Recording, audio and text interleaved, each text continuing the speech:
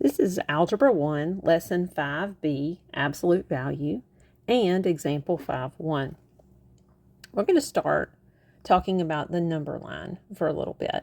The number 0 that we have right here in the middle is kind of the boundary between where we have the positive numbers and where we have the negative numbers. 3 is positive. Negative 3 is obviously negative. But what about 0? What is 0? 0 is neither. Okay, is neither positive nor negative. What is the opposite of 2? All right, we talked about in a previous video. Here's 2. 2 is 2 spaces away from 0. So its opposite is going to be 2 spaces in the opposite direction. So 2's opposite is going to be negative 2. How far is negative 2 from 0? It's 2 spaces away. What is the opposite of negative 2? Well, negative 2 is 2 spaces away from 0. So you go 2 spaces in the other direction, and its opposite is 2. How far is it from 0? It's 2. So you see that negative 2 is 2 away from 0, and 2 is 2 away from 0. Now, how does that help us? Where are we going with this? Well, one more thing before we get to absolute value. What is the opposite of 0? Can you go in the opposite direction of 0? You can, right? The opposite of 0, it doesn't have an opposite. How far is 0 from 0? It's 0 from 0, right? So a number's distance from 0 has a special name. So when I'm asking here, how far is the number from 0? How far is the number from 0? How far is the number from 0? I'm using absolute value. Absolute value is a number's distance from 0. So instead of saying, how far is 2 from 0, I would say this. The absolute value of 2, that means how far is 2 from 0? 2. Here, when I said how far is negative 2 from 0, I was saying the absolute value of negative 2. That means how far is negative 2 from 0? And it is 2. And how far is 0 from 0? And it is 0. So that it's always the distance from 0 on the number line. The symbols for absolute value are vertical lines, like I showed you there. How would you write the absolute value of 3? This is how you would write the absolute value of 3. And you could simplify that and say, well, I know that 3 is 3 away from 0. There's my answer. Now, I've had students throughout the years say, well, you just take the number and make sure it's positive. Okay, sort of, but that's not the why. You need to understand that these symbols mean how far is this number from 0, this value that's on the inside. How far is it from 0? So let's do some other examples here. How far in A is 0 from 0? It's 0. How far is negative 7 12/100ths from 0? Well, it would be 7 12/100ths from 0.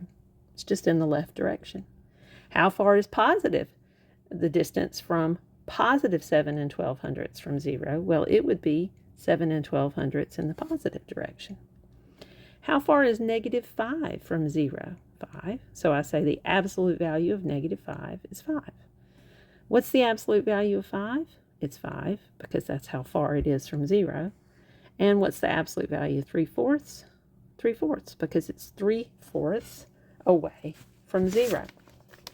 Example 5.1 says to simplify, and there are a couple more of these that you can do, and you can try these on your own first. So you could pause the video and try it. There is something a little different in B and C that we haven't addressed yet, but here we go. I'm saying in A, how far is negative 5 from 0? So the absolute value of negative 5 is 5.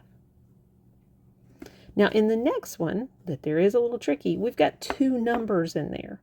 And this is really, when I take the distance from a number on the number line, I'm going to scroll back a little bit. You can't take the distance from a couple different numbers. You're taking the distance from some specific value, right? Like from 2 or 3 or maybe a decimal number or a fraction number. Here we have an expression. We have 11 minus 2. I can't take the distance of that unless I go ahead and find that value. Well, what is 11 minus 2? Well, that's 9. So that's going to be equal to the absolute value of 9. Well, now I can do that. How far is 9 from 0? It's 9.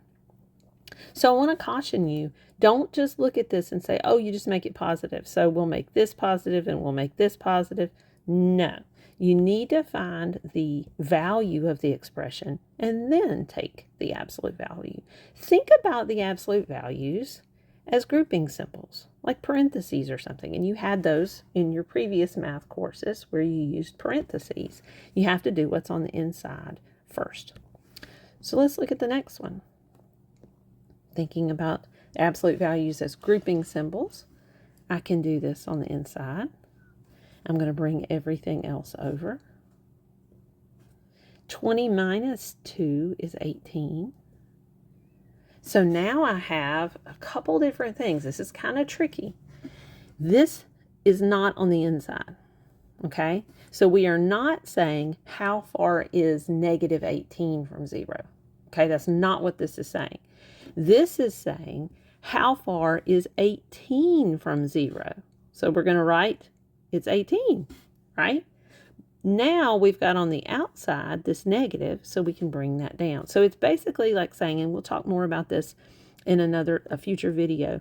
This out here is waiting to find out what this value is and to make it negative. Okay, so you just bring it down. So the absolute value of 18 is 18, and then bring down the negative. So the answer is negative 18. And you may be saying, well, I thought you said it's always positive. No, I didn't say it's always positive. The distance, the absolute value is positive.